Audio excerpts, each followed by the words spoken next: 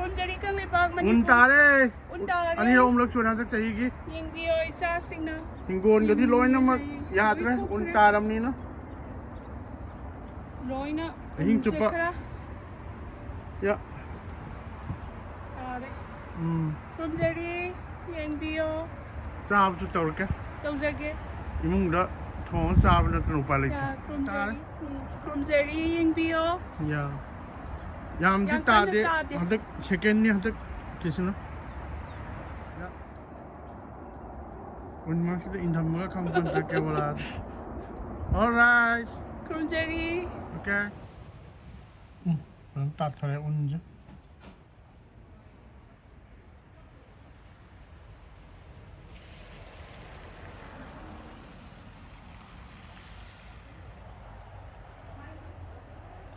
Hey, mapagod.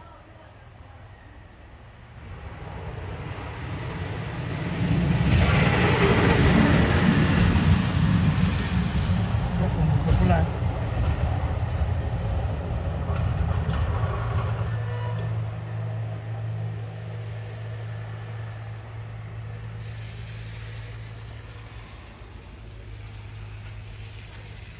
As, hey, mapagod kasi. Còn nhầm tán như hai cái gì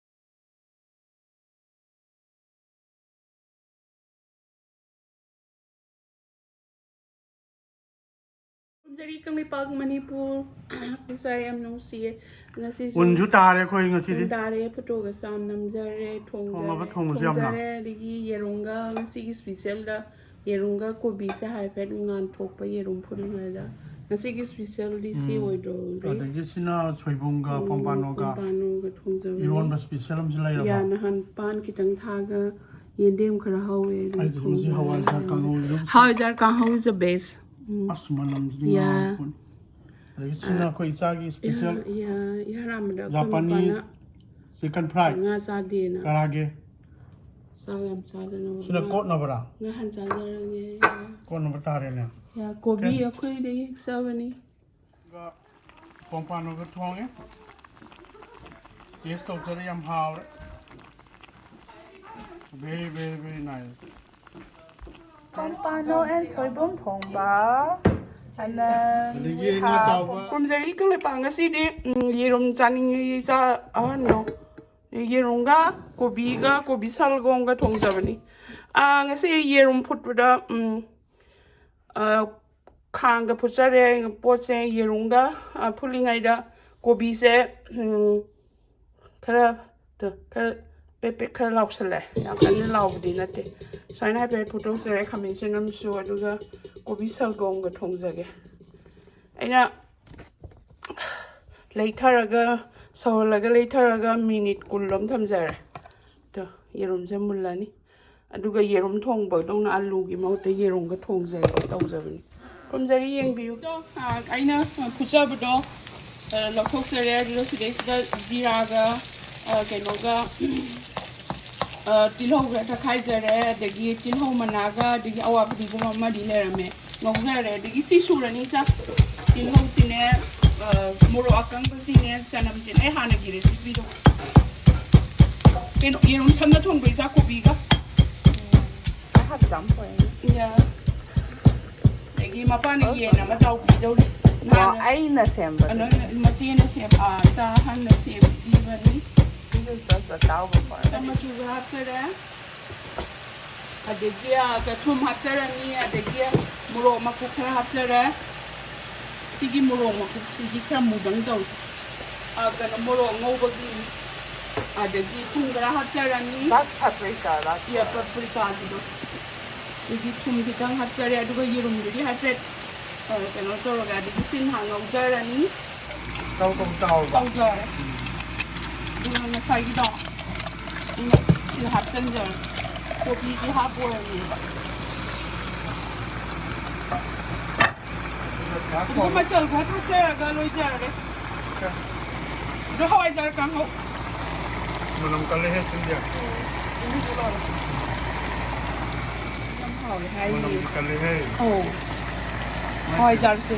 Mai bana 물어디 거. mai bana police ko bra ko. 아스 하고 말래. How can you draw? 하피 더 얌디. Kas hawaja ingini. 물어디 거 그냥 합자래. Di salamin ya mulle. Awa pa din ko taksan bira.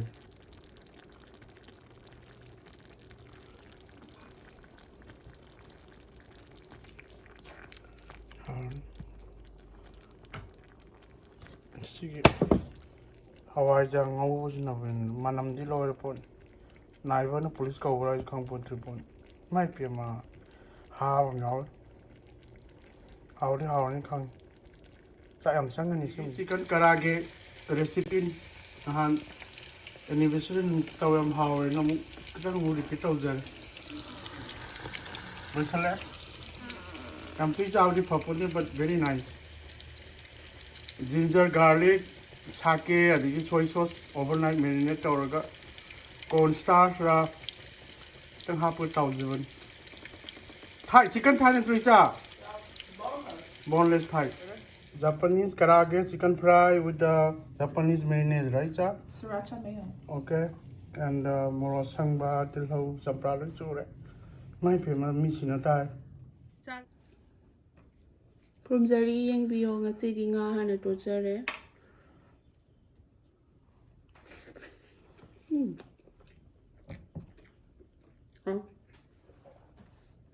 저번에 동호자 마음이 봐.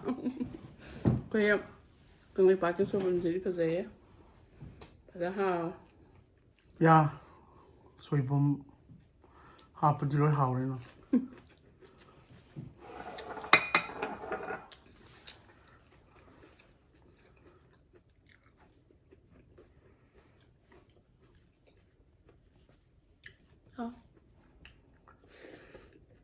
Sidang pewara yerum jaure kui chatoi bigi chicken fried yung ngau na remi loi nam.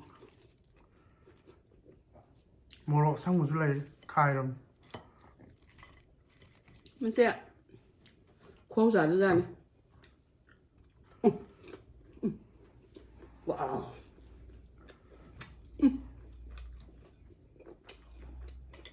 뭐야? 자판에서 사케리 유로. Rice wine gum jani da.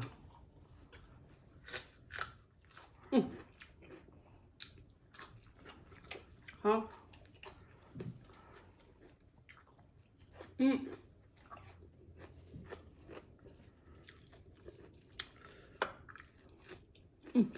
어?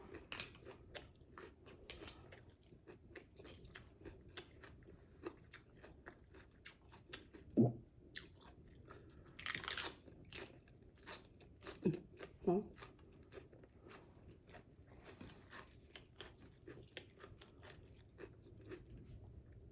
Karaage share le ma ba. My sauce. Yeah.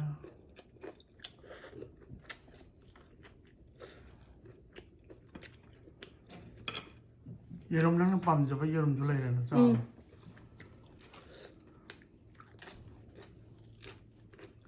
아.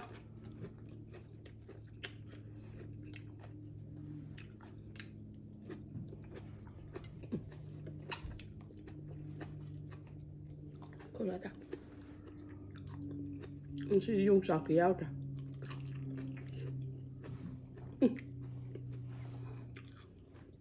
그 강에 밖에 수분 그 사고 있어요. 세소에다.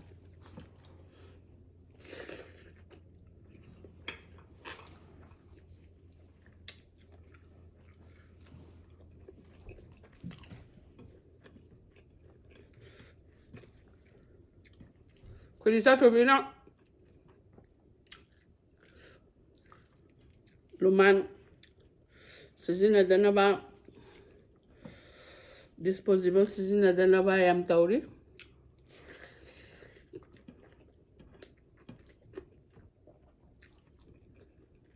disposable lay up on da 야, 꼰팽을 평야 되네도. 꼰팽. Tiri mang dore. Hawaijar kang usi seli hema pa. 아스. 아니 ngau la 야드럼네. 용론 나브나가 폴리스가 오드라이나.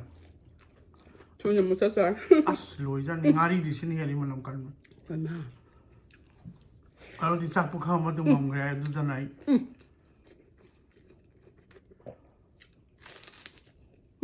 하와이자 ngau부들 짝부 카마도 맘그래 보내 거. Ho.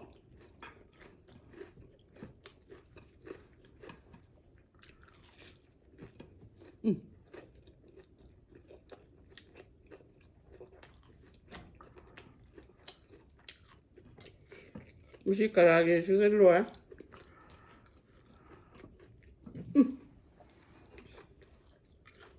Nggak tahu masuk hal.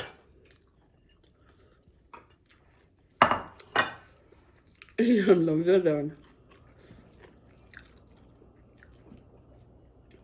Saksi mau kita dari tun lo ya.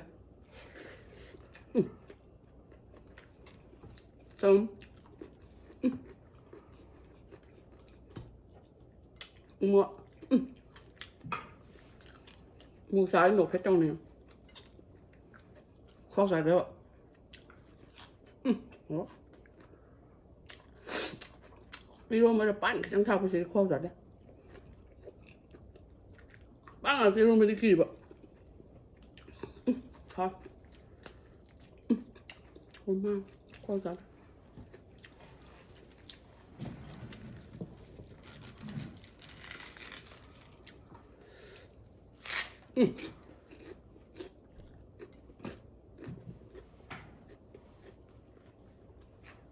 Có đấy.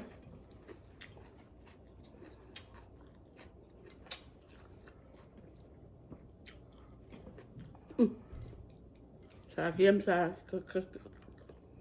Karaage ham thế gì mà bảo. Karaage. Karaage. Karaage. Wow.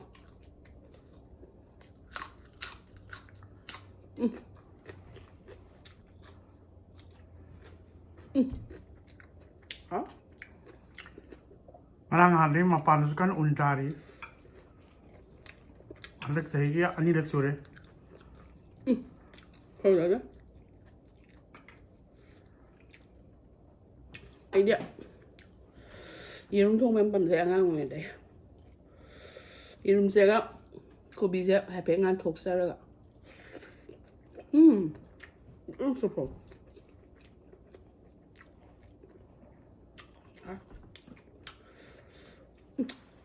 그래 하.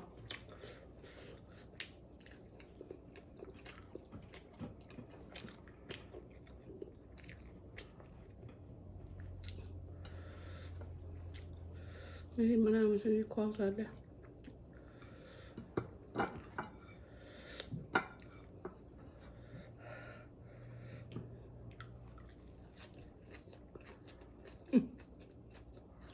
Soạn trục xí rồi. Trong cá hoàn. Người ta xuống nó ăn không ghê vậy. Microgreens में हम थारी तो रहा. मैं कर थालम ने. Soạn trục xí.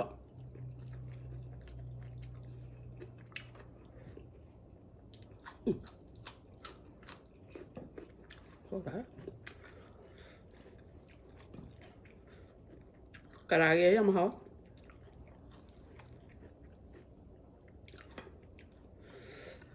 Nong parok चावनी हम तो चापा बोलते ताव बोल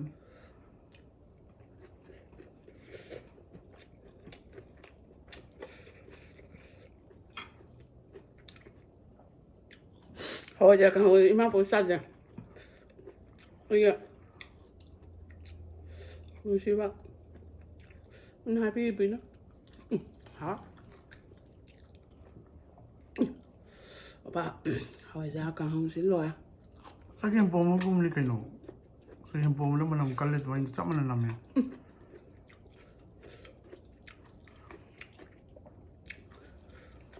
Gobi chawang.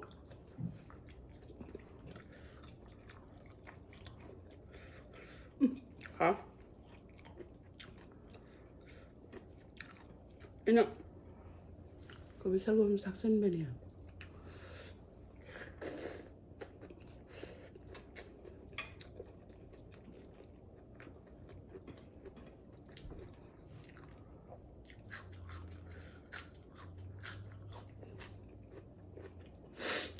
아?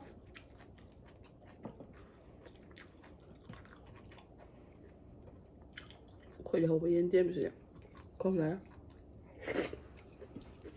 뭔가? 빼빼라.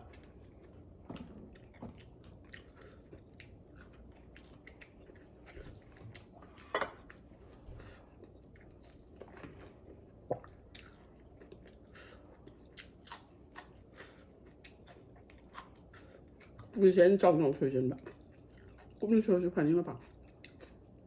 可以吧？过一下。哎，ผัดจะปานปะ Ya mun kya pam din nang koi mun do chan ก็ไปรวมเบียร์ไอ้เนี่ยเอาใช้ไปซื้อนี่ปานไหม koi di hawaijar kangau lu ga Karaage ga soibum ga nga thong sa sa yerum ya re kai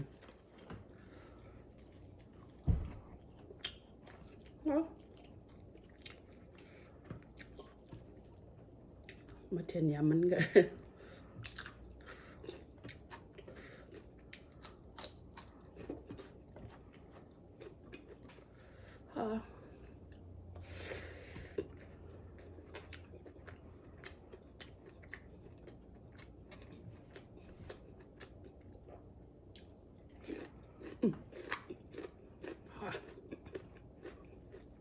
เอาครับเอา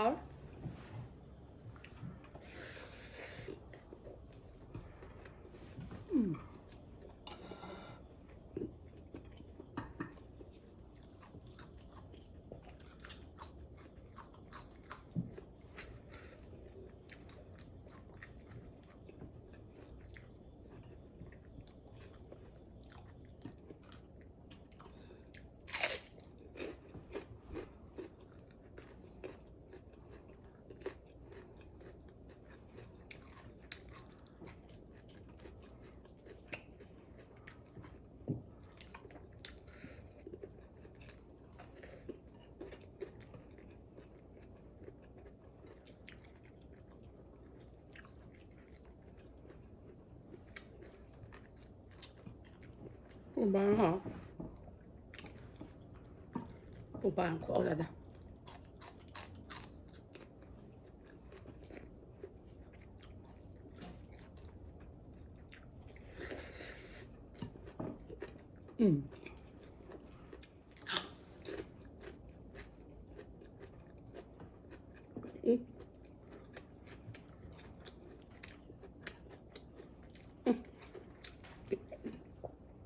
이거 뭐야?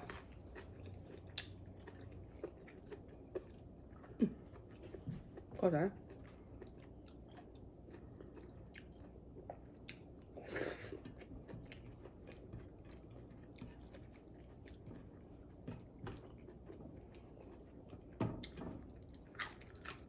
Mako di kali. mo ya ma ko ki 1 inch ko mo area mo ko liu 심리 좀 빠있네 나. ya 뭐라고 말이냐? ya crispy ho ma pan crispy manung dal juicy hai tar thai ne du ni thai ne ka tholi sa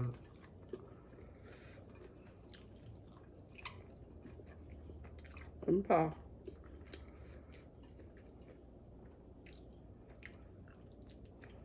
아.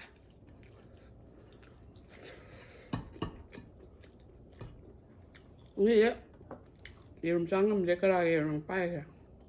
이름 통으로 두고.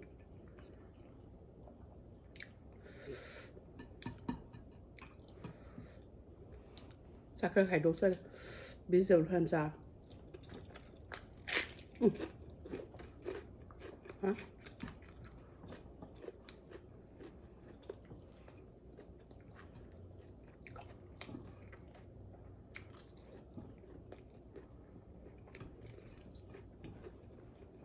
예. 고비 샀고 뭐냐?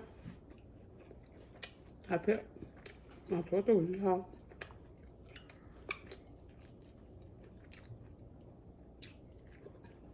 내 이름 닭전밥.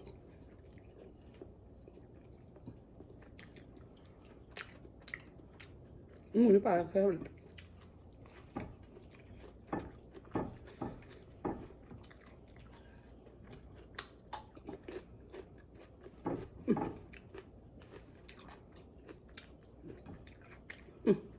보세요.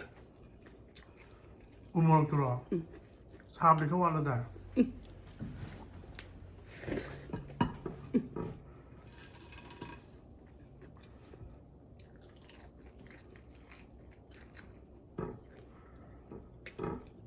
가라게 좀 짜증나네.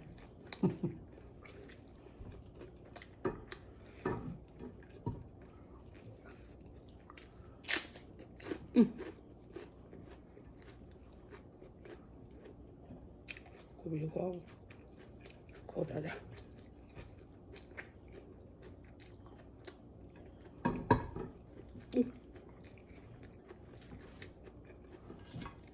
하와이를 보자.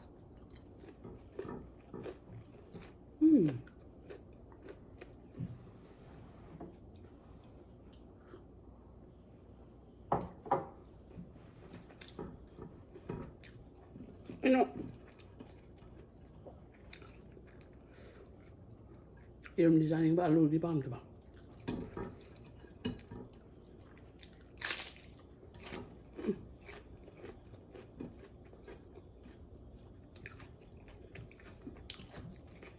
Ako ya kan set. Thank you. Okay, ma. 비오는 센터 오래라.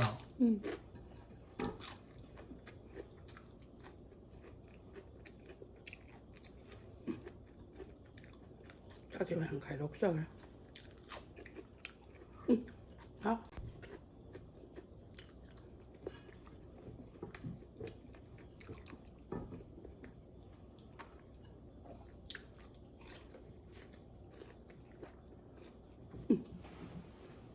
Ha.